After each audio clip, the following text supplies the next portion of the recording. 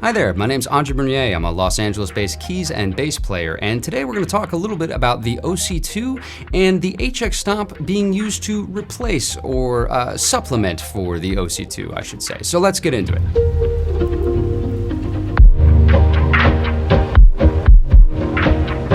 So I've always wanted an OC-2. Whenever I would see a really serious bass player on a gig, they'd always have a really beat up looking OC-2 on their board, and I wanted one of the vintage ones, you know? That was my initial impression. It's probably where you're at too if you're even watching videos on YouTube about the OC-2s. These pedals were produced from 1982 until 2003. I got one that was made on the tail end of that original release run. This is a silver label or a silverback OC-2. It sounds very good. I use it primarily in the way I think most bassists use it, which is to say Octave 2 is all the way down, always. Octave 1 is all the way up, always. And then I sort of adjust the dry signal somewhere between 0 and about 40%, 45% maximum. I never really reach 50% because there's just too much dry signal, and I certainly never do 100%. But this pedal, for me, as it is for many people, is a grail pedal. And so why would I be selling something so soon that is something theoretically I should keep forever? The reason I'm getting rid of this OC-2 is actually threefold, and I'm gonna start with the least important one first. This pedal is vintage,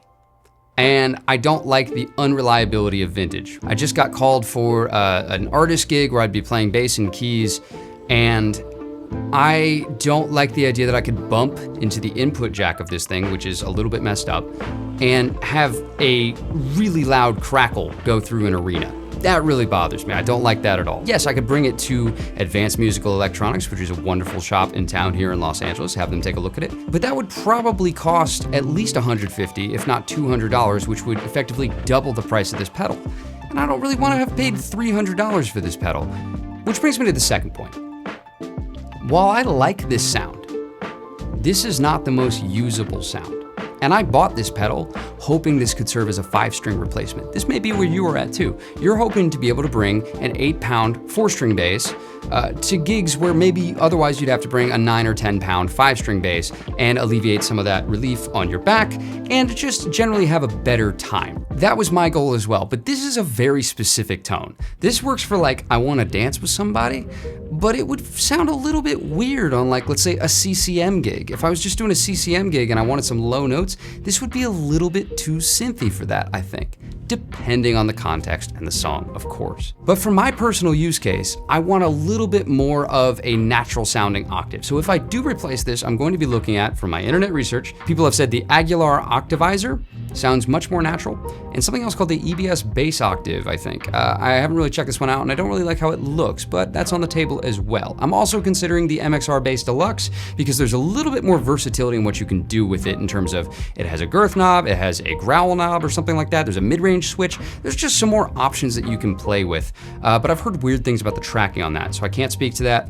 We're gonna move forward. I'm not gonna say too much on the bass octave. I do wanna get my hands on it at some point. But again, that's a synthier pedal. That's not the direction I'm going in. And so ideally, my next octave pedal would be something that is much more neutral because this is very synthy sounding. Here's my third reason. I said at the beginning that I set it and forget it, right? I leave it at Octave 2 all the way down, Octave 1 all the way up, and then I use it from 0 to 45%. Well, with set it and forget it pedals, I have another effects unit that recreates set it and forget it very well.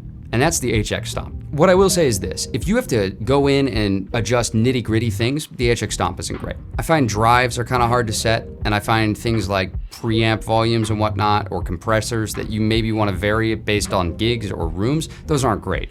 But this is a set it and forget it effect.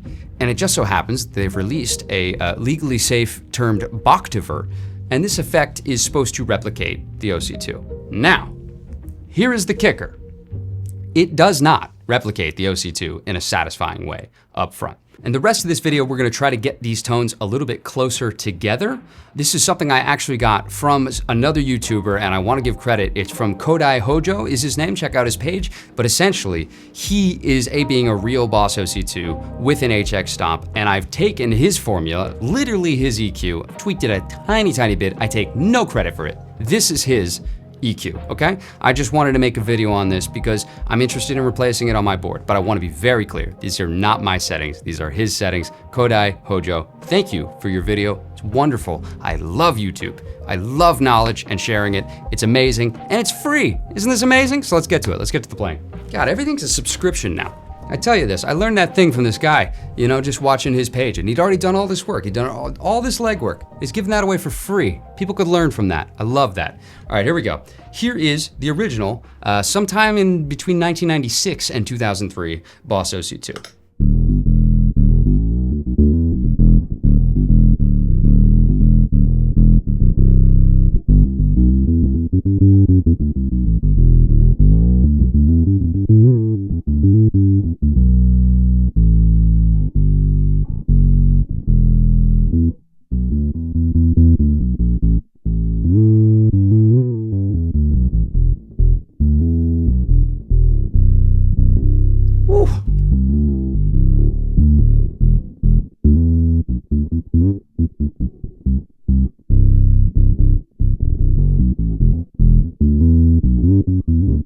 So here's something I should say. This is a made in Mexico Fender Player Precision bass. I picked this because I think it's my most sort of universalized bass. This is a very affordable bass, not very, but it's an affordable bass. I'm going to be using it with classic OC-2 settings, which is to say the volume is all the way up and the tone is all the way down. And the reason that you do this is because traditionally it tracks better.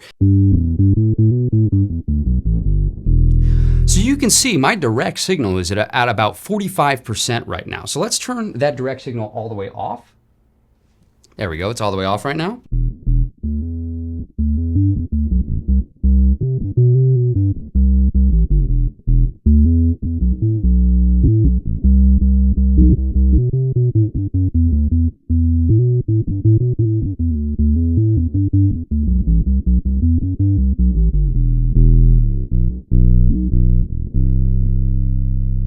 Great.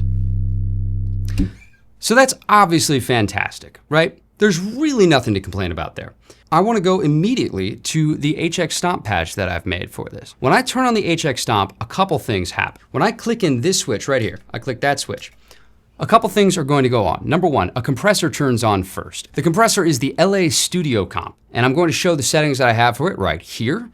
And the next thing that is in the chain is the Boss. Now, why do I put the compressor before it? Well, traditionally it tracks better if you have a compressor before it. So it's something that I include. Honestly, the HX Stomp's tracking is very good, and it has a tendency to not fall off as much as the actual vintage unit, especially when you're sustaining notes. So the compressor isn't even really necessary, but it is something that I have on there, and it just kicks on, because why not? It's there, it's free, it's digital. Let's have it kick on. And so then next we have the Boctover, which alone without the EQ sounds very bad, and I will demonstrate that right now. I'm gonna A/B them side by side, okay? All right, original OC-2, 45% dry signal.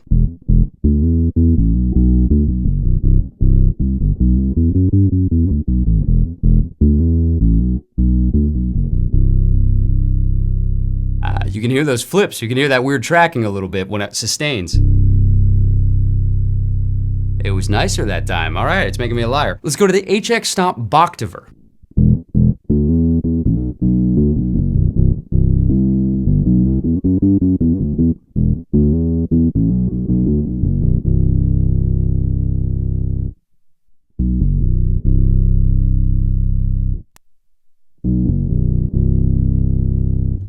That's bad.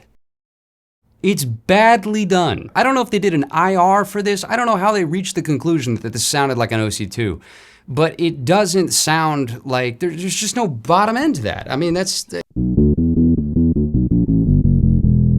for a octave pedal, I want it to have an octave. Right?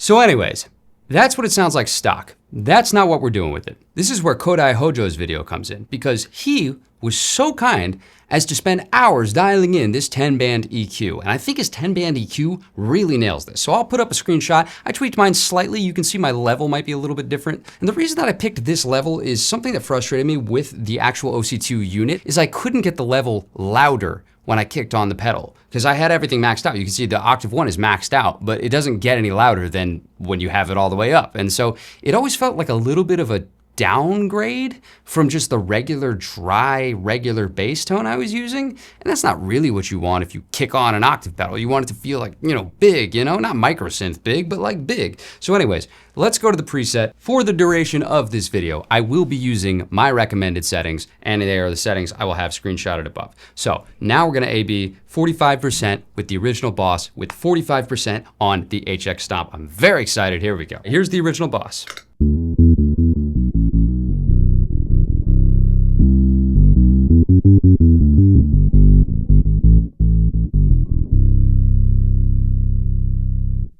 HX Stomp.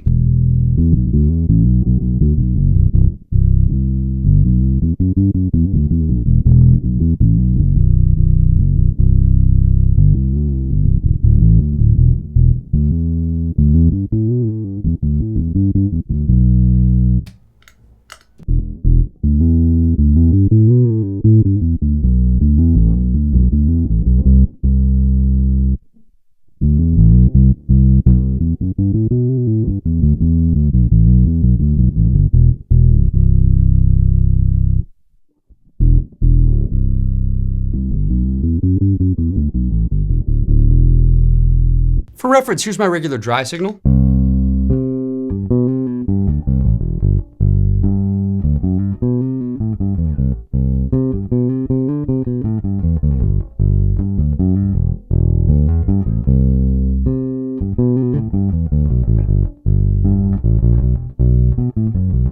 So if I kick in the Boss right now,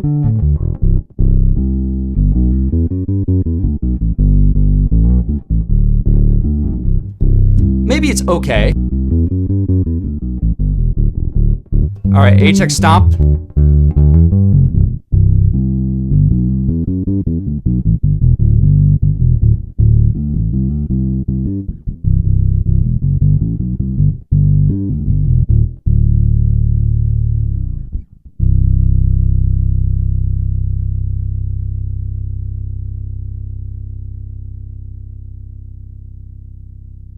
So the HX Stomp is not perfect. In fact, you may be listening to this and thinking, I prefer the sound of the OC-2. And in all honesty, I do too. Because what I'm trying to do is recreate a certain magic of a pedal using a digital recreation of that pedal. And like I say about synthesizers, you can see how many analog synths I have behind me. Analog synths feel better. They feel better when you play them, and they do sound better. Yes, they sound better. Are they worlds better? I don't know, but they sound better. It's important to weigh the vintageness of it against how close you can get with another solution in a different unit, right? Because on this HX Stomp, I can fit a bunch of other stuff. I have a chorus, I have a distortion, I have a reverb stored up here, and occasionally I'll use a delay up there as well. There's a lot of effects I can have on this one unit, all self-contained, so very stable. No weird input jacks, nothing like that, like the Boss has. And when I think about how much I use this octave, I don't know. This does kind of get close enough for me. Be careful with that tracking.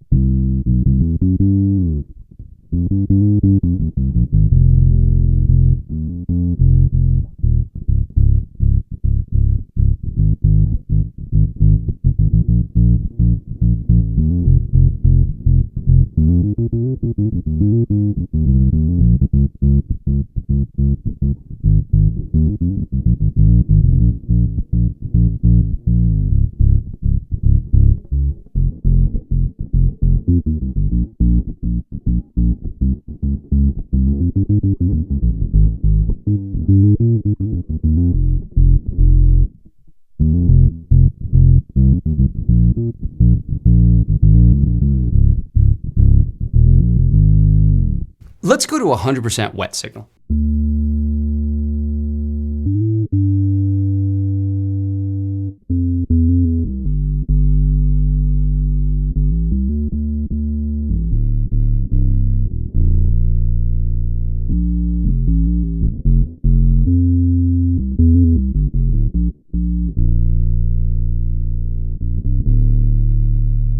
So that's going down to B flat. It's about as low as I'd ever use it.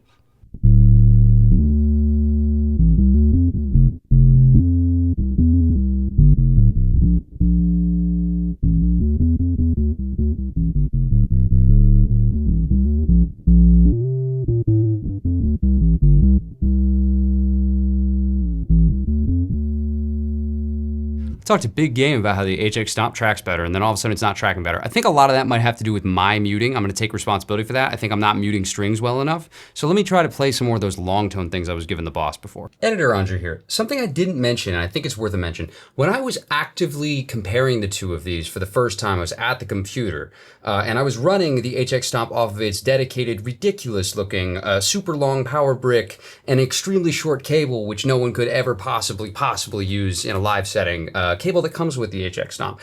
And when I was just doing this comparison now, I was actually running it off of my CS6 power supply. That might have affected tracking. You know, I don't know that it did, but it could. It could affect tracking. So for whatever that's worth, that could be the culprit.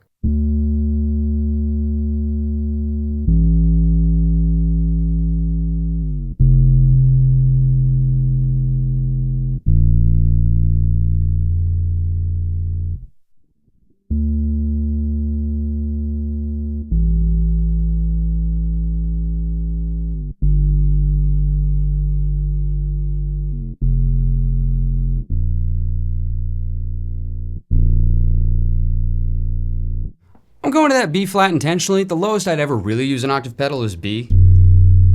That's pretty low, and especially in a live setting, that's already inappropriate, you know, generally.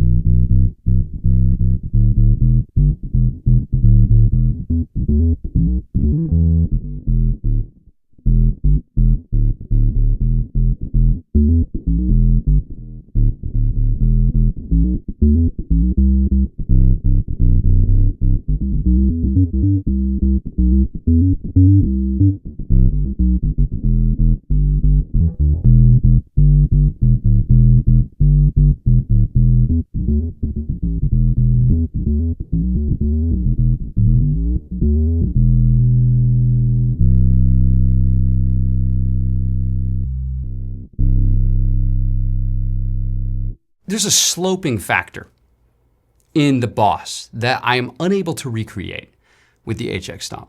And it's this. When you are getting lower down with the boss, it sort of almost hollows itself out. Like there, that's a little hollow somehow. And on the Stomp, it just doesn't ever get hollow, so it just thickens a little too much. And you could say, well, Andre, you've rolled all the EQs up by 3. You're right. However, if I don't roll them up by 3, we lose that fundamental deepness that I was talking about at the beginning. I'll still take having too much bass and having to pull back on my end rather than not having enough when I'm trying to kick on effect that's supposed to have a bigger sound than my normal fingerstyle playing. Because remember, again, here's my normal fingerstyle tone.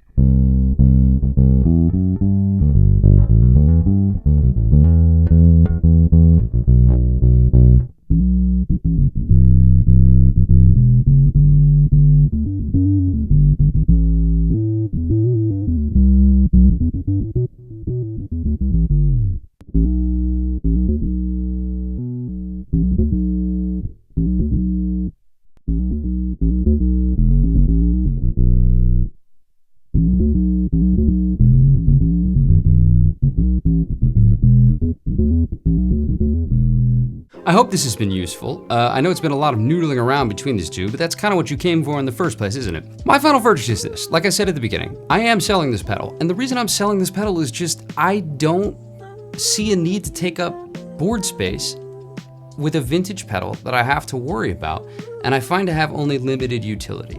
And furthermore, if I can get even 75% of the way there with the HX Stomp, I'm happy with that trade-off. With that said, do I think it gets to 100%? No, I don't. But I actually do think it gets probably 92% of the way. to the OC-2 sound. And the good thing about the HX Stomp is even if you don't think this was the closest representation, you can kind of tweak things a little bit within the actual HX edit or the Stomp itself to get your EQ to sound more like your unit, or indeed more like my unit or any OC-2 that you want to make it sound like. I really do wish they would revise the Boctover because we all agree it's not that good, and the HX Stomp needs only a few bass effects that are very important. And I'd say this is up there with, you know, the SVT as like one of the top 5 bass effects that you really need to nail. If you don't nail the OC-2, this is a big one. This is a big one that people would like to get off their boards and have stored within the HX Stomp if possible. So I believe that's it for me today. Again, so much thanks to Kodai Hojo. Go check out his page. Just a fantastic video that he did. And you can hear his A/B comparison as well, which is excellent. Until next time, subscribe for a lot of Nord piano content as well as bass content. We're gonna do more on the HX Stomp coming up. Something that I've been a little bit back and forth on, but now I'm all the way forward on. I like it. So we're gonna get to it. Thank you so much, guys.